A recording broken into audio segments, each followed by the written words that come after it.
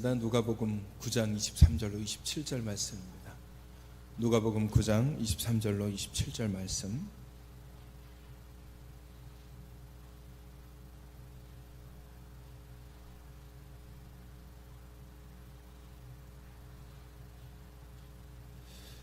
또 무리에게 이르시되 아무든지 나를 따라오려거든 자기를 부인하고 날마다 제 십자가를 지고 나를 따를 것이니라. 누구든지 제 목숨을 구원하고자 하면 잃을 것이요 누구든지 나를 위하여 제 목숨을 잃으면 구원하리라. 사람이 만일 온 산을 얻고도 자기를 잃든지 빼앗기든지 하면 무엇이 유익하리요. 누구든지 나와 내 말을 부끄러워하면 인자도 자기와 아버지와 거룩한 천사들의 영광으로 올 때에 그 사람을 부끄러워하리라. 내가 참으로 너희에게 이르노니 여기 서 있는 사람 중에 죽기 전에 하나님의 나라를 볼 자들도 있느니라. 아멘.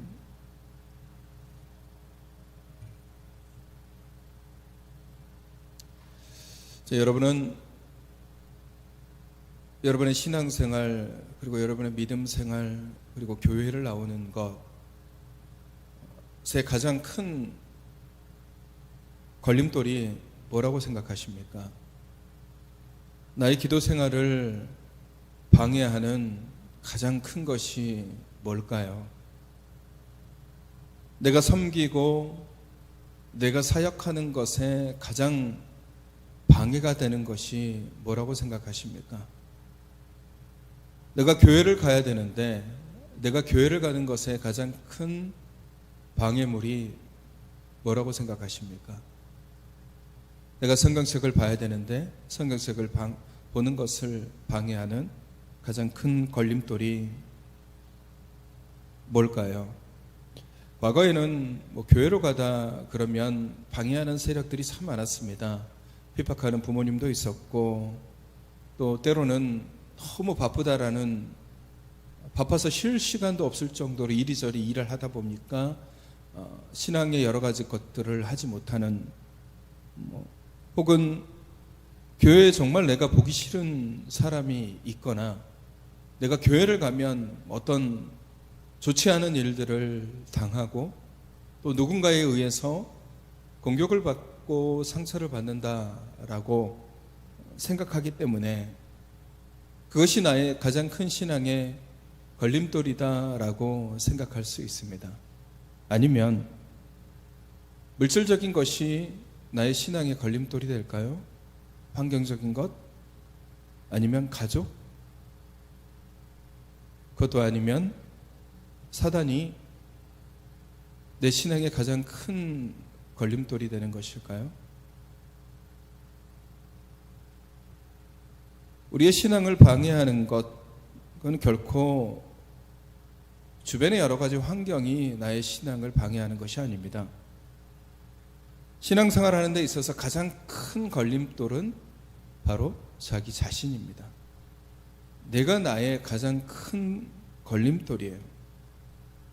툭하면 불평을 내뱉는 나, 환경과 상황을 핑계로 삼는 나, 이리저리 조건을 따져가면서 섬길 자리를 찾는 나, 모든 책임을 다른 이에게 돌리는 나, 내가 하고 싶은 대로 살아놓고서는 이리저리 핑계를 찾는 나, 담대하지 못한 나, 거절하지 못하는 나, 인내하지 못하는 나, 배려하지 못하는 나, 잘못된 것을 내가 선택하고 내가 바라보놓고는 다른 누군가에게 그 책임을 돌리는 나. 이런 식으로 따져보면 나의 신앙생활, 나의 믿음생활, 나의 교회생활에 있어서 가장 큰 걸림돌은 바로 나 자신이에요. 근데 우리는 자꾸 그것을 남의 탓으로 돌리려고 합니다. 왜냐하면 남의 탓으로 돌리면 굉장히 편하거든요. 내 탓이 아니야, 내 잘못이 아니야, 내가 잘못해서 그런 것이 아니고 내가 못나서 그런 것이 아니라 내가 뭔가 서툴러서 그런 것이 아니라 환경 때문에 어쩔 수가 없어, 상황 때문에 어쩔 수가 없어, 내가 저 사람 때문에 어쩔 수가 없어. 내가 저런 일들 때문에 어쩔 수가 없어. 이렇게 모든 것을 다 남의 탓으로 돌려버리면 내 마음은 편하거든요. 왜? 내 잘못은 하나도 없다라고 여기기 때문에 그래요. 여러분, 그게 신앙의 삶만 그런 것 같습니까? 우리 일상의 삶도 마찬가지예요. 누군가의 탓으로 돌려버리고 누군가의 잘못으로 돌려버리고 그렇게 하다 보면요, 나는 편할 수 있지만 중요한 것은 그 삶은 거기서 멈추는 거예요. 더 이상 어떤 변화와 달라짐과 발전이 없습니다. 왜? 모든 것이 다 남의 탓이 되거든요. 내가 좀 더 노력하고 내가 좀 더 힘을 내고 내가 좀 더 긍정적으로 삶을 살아가고 미래를 추구하고 그것을 위해서 조금 더 뭔가를 알아내려는 노력을 하고 이런 것들이 수반되지 않고 이건 다 세상 탓이야. 이건 나의 재능을 몰라주는 사람 탓이야. 이건 나를 몰라주는 그런 사회적인 제도 탓이야라고 이렇게 남의 탓을 해버리면 어떻게 보면 마음은 편할 수 있지만 그 삶은 변화의 가능성이 없는 겁니다. 신앙도 마찬가지죠. 남의 탓으로 돌리면 참 쉬워요. 근데 대부분의 신앙은 가장 큰 걸림돌이 자기 자신입니다. 인내하지 못해서 생기는 거, 내가 선택을 잘못해서 생기는 거, 그리고 이런 핑계 저런 핑계. 교회 안에서 누군가 때문에 내가 힘들다 그러면 그것을 극복할 수 있는 힘, 그것을 이겨낼 수 있는 힘, 그것을 바꿀 수 있는 힘이 나에게 있음에도 불구하고 저 사람이 변해야 돼, 저 사람이 달라져야 돼, 저 사람이 떠나야 돼 라는 그런 생각들만 가지고 있으니까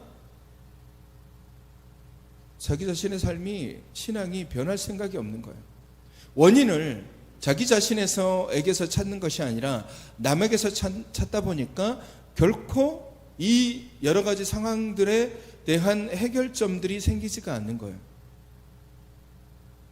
우리의 신앙이 때로는 답답해지고 나의 믿음이 때로는 이 힘을 잃어가고 내가 좀 더 하나님의 말씀을 붙잡아야 되고 내가 좀 더 신앙의 삶을 살아가야 되고 내가 좀 더 하나님의 은혜 가운데 머물러야 되고 내가 그래서 사람들을 섬기고 정말 잘 믿음의 삶을 살고 싶다라면 남을 보지 마시고 나를 변화시키면 됩니다.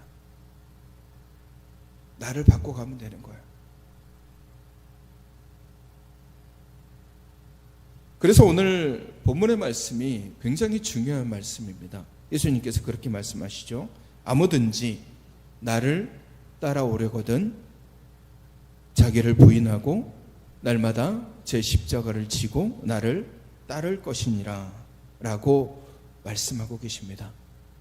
주님을 따라오는 길, 믿음의 삶을 살아가는 길, 그것의 가장 첫 번째는 자기를 부인하는 거예요. 그래서 오늘 말씀의 제목이 자기 부인의 은혜. 오해하시면 안 돼요. 여러분의 아내의 은혜가 아니에요. 자기 부인의 은혜예요. 나를 부인하는 것에 대한, 나를 부인하고 나를 버리고 나를 벗어던졌을 때에 오는 하나님의 은혜를 이야기하는 거예요.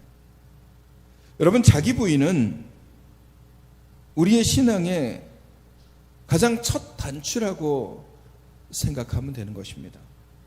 그리스도의 십자가를 믿는다라는 것은 자기를 부인하는 것에서부터 시작된다고 해도 과언이 아니에요. 내가 예수 그리스도를 만나고 예수님께서 나의 구원자가 되시는구나, 주님께서 나를 구원하셨구나, 주님께서 나를 위해서 십자가를 지셨구나 라는 믿음의 확신이 생기는 순간 이 나의 삶의 주도권을 내가 아닌 하나님께 넘겨주는 거예요. 이제까지 내가 살아왔는데 내 주장대로 내 생각대로 내가 하고 싶은 대로 살아왔는데 내가 믿음을 갖는 순간, 예수 그리스도께서 나의 구원자가 되는 순간 나의 주도권을 주님께 내어주는 겁니다. 나를 부인하는 거예요. 하나님, 이제까지 내가 나의 삶을 내가 이끌어왔다면 이제 주님께서 나의 삶을 인도하여 주옵소서. 그게 구원받은 주의 백성들의 삶이고 믿음의 시작이에요. 그리고 자기 부인은 결국 우리의 불만, 불평, 교만, 욕심을 벗어던지는 가장 확실한 방법입니다. 대부분의 신앙인들은 자기 안에 있는 불평과 불만들 그리고 욕심을 벗어던지지 못하는 것은 결국 자기 자신 안에 있는 것들을 던져버리지 못하기 때문에 그래요. 그러니까 자기 부인이 일어나지 않으니까 여전히, 제가 지난주에도 말씀드렸잖아요, 여전히 살아있는 자기 자아에 대한 이 꿈틀거림들이 있기 때문에, 불쑥불쑥 튀어나오는 자기의 생각들, 그것들이 있기 때문에 그것으로 인해서 불평이 생기고 불만이 생기고, 때로는 그것이 욕심이 되고 때로는 그것이 욕망이 되는 거예요. 그걸 벗어 던져야 되마니, 그걸 부인해야만이 비로소 우리 안에 불평과 불만들이 사라지게 되는 것입니다. 그래서 자기 부인은 그리스도인에게 있어서 정말 중요한 순간이자 믿음의 결단이라고 할 수 있는 거예요. 근데 이런 자기 부인이 우리 안에 쉽게 이루어지지는 않습니다. 여러분, 자기를 부인한다는 것은 어떤 의미를 가질까요? 자기를 부인한다, 자기 자신을 부인한다. 그 말은 우리가 오해하면 안 되는 것이 자기를 비하하거나 자기를 멸시하라는 것이 아니에요.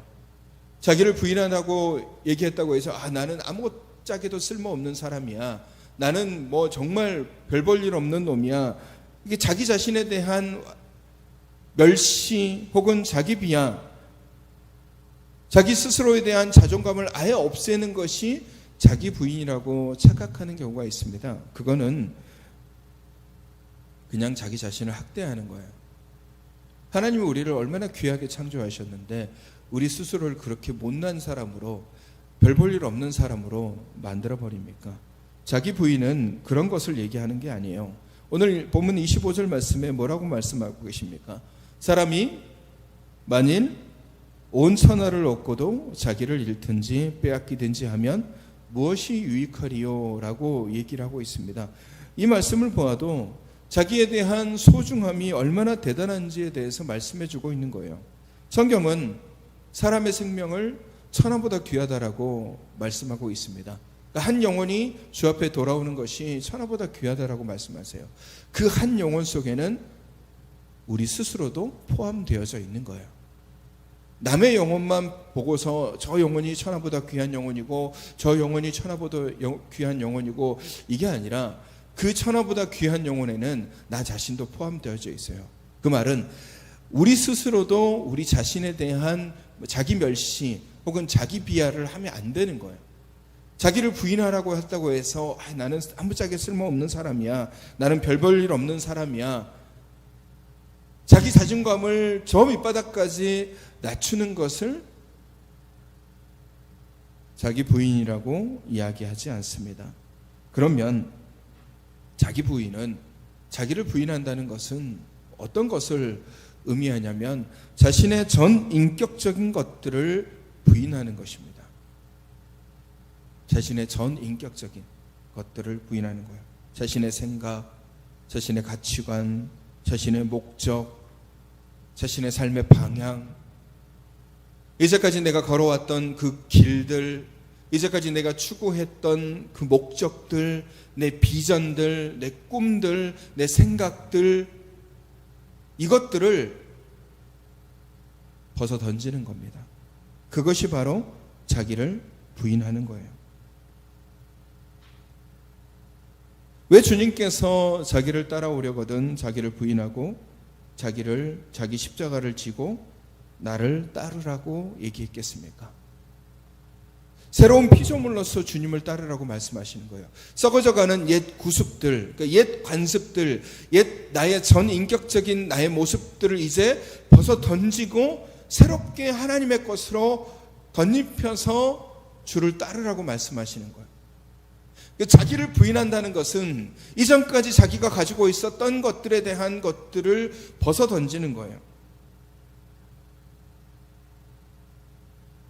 여전히 날카롭게 살아있는 자기 기준점이 신앙의 모든 것이다라고 생각하고 자기 주관대로 재단하고 선을 긋고, 그래서 자기 판단에 따라서 이것은 옳고 이것은 그르다라고 자기 스스로 재단하는 그 모든 생각의 주체들, 이것들을 버리라는 겁니다.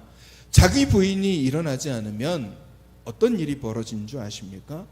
주님을 부인하게 됩니다. 나를 부인하지 않으면 결국 주님을 부인하게 돼요. 하나님을 부인하게 돼요. 내 생각이 맞으니까 하나님이 틀렸어. 여러분, 베드로 보십시오. 자기 자신을 온전하게 부인하지 못하니까 예수님께서 십자가에 달리시기 전에 고난당하실 때 누군가가 와서 예수님을 아냐고 물어봤을 때 그가 했던 것이 뭡니까?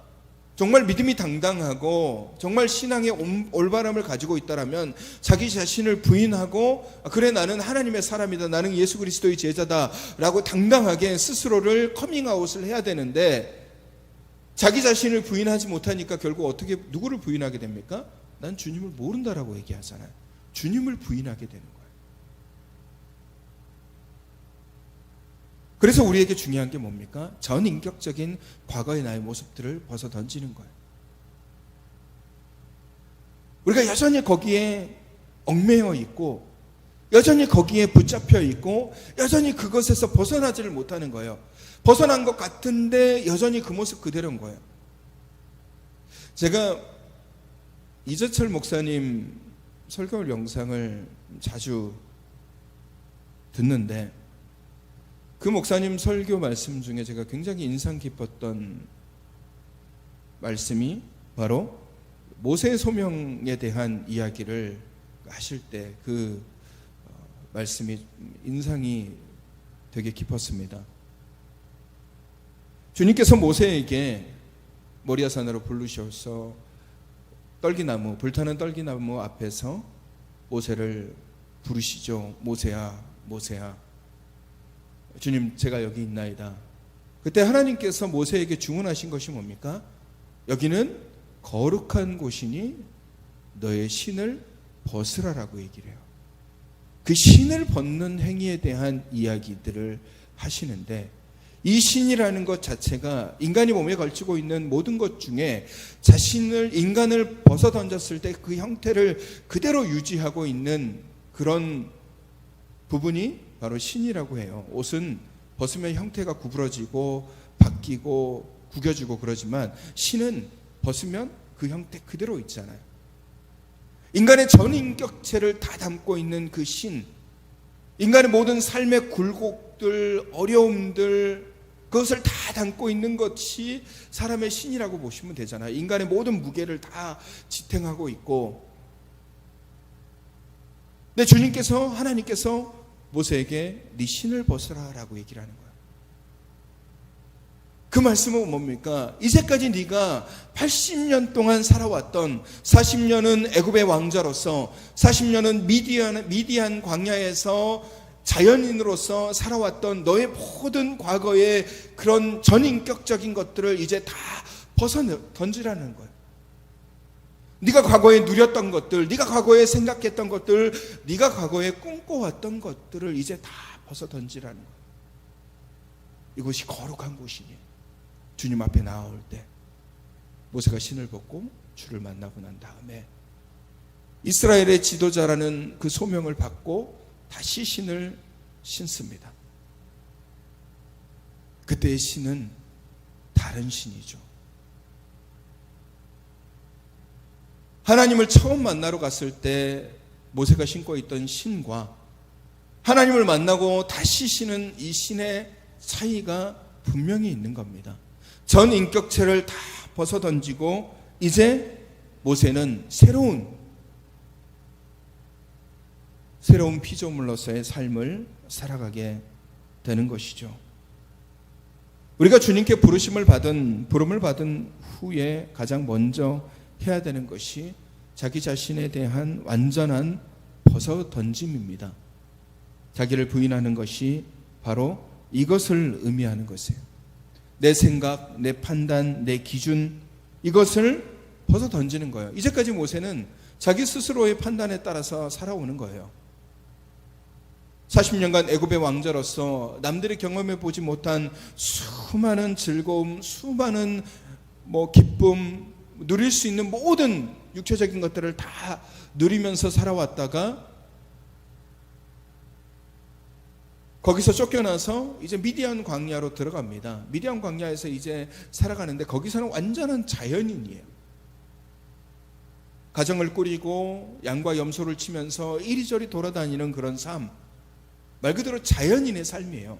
자유롭게 자기가 가고 싶은 곳 가고, 자기가 원하는 곳 가고, 자기가 쉬고 싶으면 쉬고, 자기가 물 먹일 곳 있으면 여기 앉아가지고 양들 물 먹이고, 풀 뜯을 곳 있으면 풀 뜯고, 적이 나타나면 적과 싸우고, 자연인의 삶을 살아온 거죠. 이제까지 자기 판단대로 이쪽이 좋아 보여, 이쪽이 풀이 많아 보여, 자기의 판단대로 이리저리 움직였습니다. 그런데 이제 지금까지 자기 멋대로 자기 하고 싶은 대로 살아왔던, 애굽의 왕자였을 때도 자기 멋대로 하고 살아왔잖아요. 사람 죽이는 것에 있어서도 자기가 하고 싶은 대로 해서 사람을 죽인 거예요.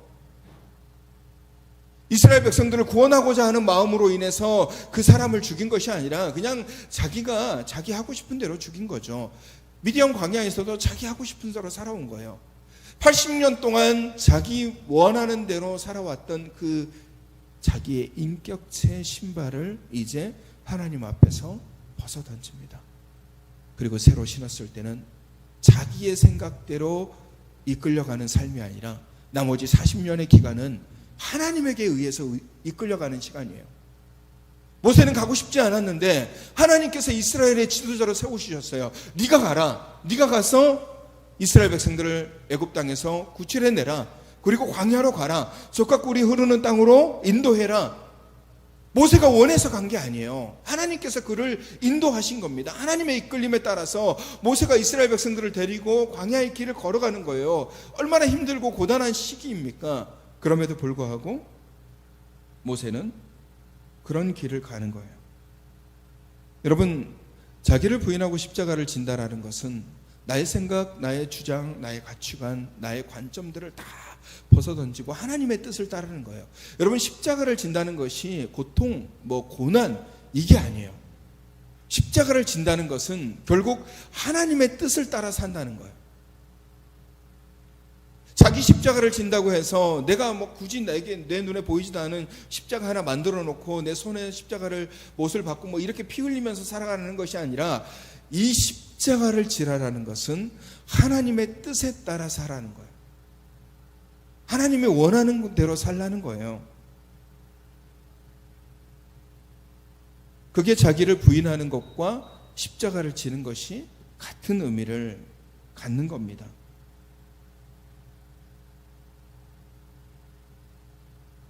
예수님께서 시리에 빠져 있는 베드로를 만나십니다. 요한복음 21장에 보시면 예수님을 부인하고 베드로는 자기 고향으로 내려갑니다. 거기서 자기를 자책하죠. 내가 왜 예수님을 모른다라고 부인했을까? 그때 예수님께서 베드로를 찾아가셔서 질문을 3가지 하죠. 네가 나를 사랑하느냐? 그 3가지 질문을 통해서 베드로의 삶을 바꿔놓으십니다. 그리고 난 다음에 주님께서 베드로에게 이렇게 말씀하십니다. 요한복음 21장 18절 말씀에 우리 요거는 같이 읽어볼까요? 시작. 내가 진실로 진실로 내게 이르노니 내가 젊어서는 스스로 띠뛰고 원하는 곳으로 다녔거니와 늙어서는 내 팔을 벌리리니 남이 내게 띠띠우고 원하지 아니하는 곳으로 데려가리라. 이렇게 말씀하신 거예요. 이것이 십자가의 길이에요. 이것이 자기 십자가를 지고 가는 겁니다. 자기를 부인하고 주님의 십자가를 지고 주님께서 자기에게 주시는 십자가를 지고 간다. 이게 바로 주님의 십자가를 지고 가는 겁니다. 그 전까지는 자기 원하는 대로, 내 생각대로, 내가 바라는 대로, 내가 원하는 대로 화가 날 때는 화를 내고, 분노할 때는 분노하고, 누군가를 지적할 때는 내가 하고 싶은 대로 지적을 하고, 누군가의 잘못이 보이면 손가락질하면서 왜 그렇게 사냐고 그렇게 손가락질하고 남을 지적질하지만, 전인격적인 자기 부인이 일어난 이후, 그리고 내가 나에게 주어진 십자가의 길을 따르는 순간 그런 것들이 다 이제 내 생각대로 말하는 것이 아니라 주님이 내게 말씀하실 때, 이제 내 생각대로 길을 걸어가는 것이 아니라 주님이 나를 인도하실 때에, 이제 내 마음대로 행하는 것이 아니라 나의 주도권은 이제 주님한테 있습니다. 주님께 맡기는 겁니다. 그리고 주님의 뜻 따라 걸어가는 것. 여러분, 나를 부인하고 살아가는 것, 나의 십자가를 짊어지고 가는 것, 그래서 내 뜻대로 내가 원하는 대로 가는 것이 아니라 하나님이 나를 이끄는 대로 내가 걸어가는 것이 손해일 거라고 생각합니다. 사람들이 그래서 그렇게 하고 싶어 하지 않아요. 그래서 자기 생각대로 살려고 해요. 자기 판단대로. 근데 그렇게 했던 시대가 바로 사사기 시대예요. 사람들이 각각 자기 주관대로, 왕이 없으므로 자기 주관이 옳은 대로 판단했더라라고 기록하고 있어요. 그때가 가장 암흑기였습니다. 그때가 가장 부패하고, 그때가 가장 죄가 많았고, 그때가 가장 악독한 죄악들이 많았던 시대가 바로 사사기의 시대예요. 왜? 하나님의 관섭과 하나님의 권위가 아니라 자기가 하고 싶은 대로 살아왔기 때문에 그래요. 좋아 보이지만 결코 그것에는 은혜가 없습니다. 오늘 주님께서 말씀하시잖아요. 거기에는 사망만 있다라고요. 오히려 주님, 우리에게 주신 십자가를 짊어지고 주님을 따라가면 그것이 은혜가 되는 겁니다. 하나님께 내 삶을 맡기면 내가 피곤할 것 같고, 내가 불편할 것 같고, 내가 힘들 것 같지만, 그래서 내가 주장하고 싶어 하는 것들, 내가 말하고 싶어 하는 것들을 막 참아야 되고 인내해야 하는 것들이 막 내가 뭔가 화병이 걸릴 것 같지만, 사실 오히려 그 반대예요. 나를 부인하는 것이 오히려 은혜가 되는 겁니다. 주님을 따르는 것이 오히려 더 기쁨이 되는 것이고, 주님의 뜻에 나의 삶을 맡기는 것이 오히려 더 큰 행복과 더 큰 기쁨으로 우리에게 다가오는 것입니다. 사랑하는 성도 여러분, 나를 부인하고 주의 십자가를, 나의 십자가를 붙잡고 살아가는 것, 그것이 주님께서 우리에게 요구하시는 믿음의 삶이고 신앙의 삶입니다. 전 인격적인 나의 것들, 내 생각, 내 가치관, 내 주장, 내가 하고 싶은 것들, 욱하는 나의 마음들, 뭔가 잘못된 것들을 바라보면서 막 얘기하고 싶어 하는 것들, 누군가를 지적하고 싶고 누군가의 잘못에 대해서 얘기하고 싶어 하는 그런 나의 마음들을 여러분 다 벗어 던지십시오.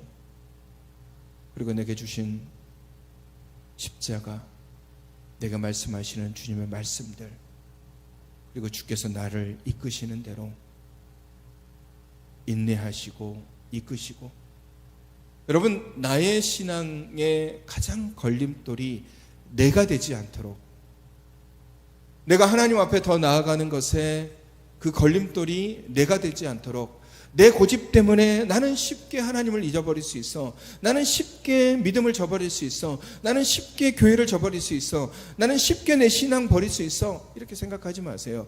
그게 자기예요. 그리고 그것이 나의 신앙의 가장 큰 걸림돌이에요.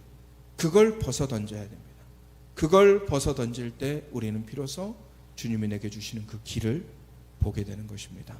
사랑하는 성도 여러분, 나를 부인하고 나아가는 삶이 은혜의 삶이고 오히려 주님의 보호 아래 머무는 삶입니다. 자기의 주장에 옳은 대로 판단해서 재단하고 살아가는 것이 아니라 오직 주님이 내게 맡겨주신 대로, 주님이 나를 이끄시는 대로, 오늘 베드로에게 말씀하시는 것처럼 이전까지는 네가 원하는 대로 살았지만 이제후로는 네가 띠를 띄우고 네가 원치 않은 길로 걷게 될 것이다. 하지만 그 길이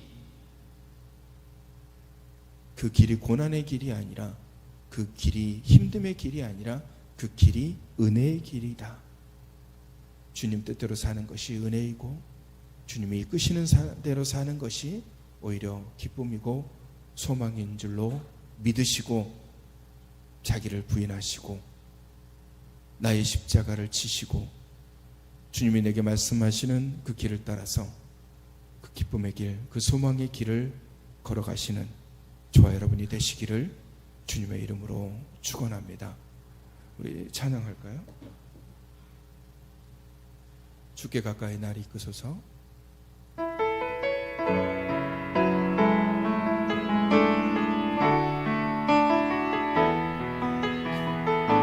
주께 가까이 나를 이끄소서.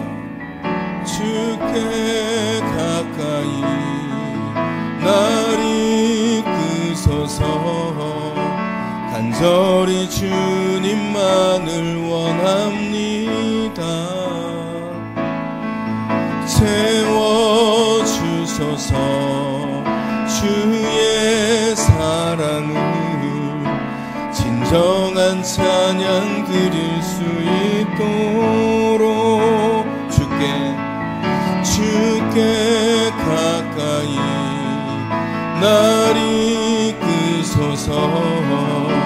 간절히 주님만을 원합니다. 채워주소서. 주의 사랑을 진정한 찬양 드릴 수 있도록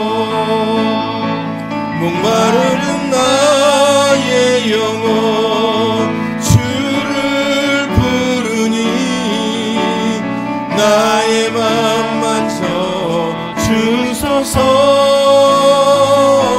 주님만을 원합니다. 더 원합니다. 나의 맘 만져 주소서. 목마른 나의 영혼 주를 부르니 나의 맘 만져 주소서. 주님만을 원합니다. 더 원합니다. 나의 맘 만져 주소서.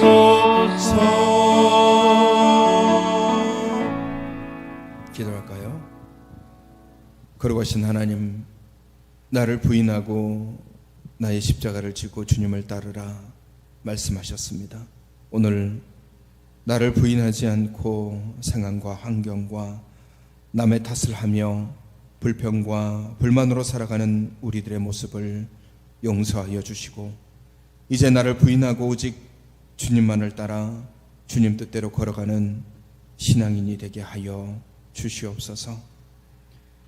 코로나 확진이 갈수록 많아지고 주변에도 확진자가 생기는 시기입니다.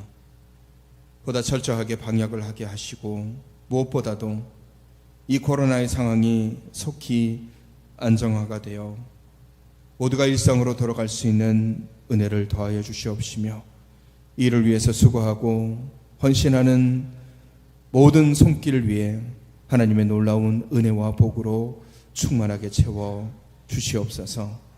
병상에 입원해 계시는 권사님들과 코로나 때문에 힘들어하는 지체들, 또 여러 질병으로 인해서 혹은 어려움 때문에 고통당하는 주님의 자녀들을 위로하시고 주님의 피 묻은 손으로 안수하여 주셔서 속히 치유하여 주시옵소서.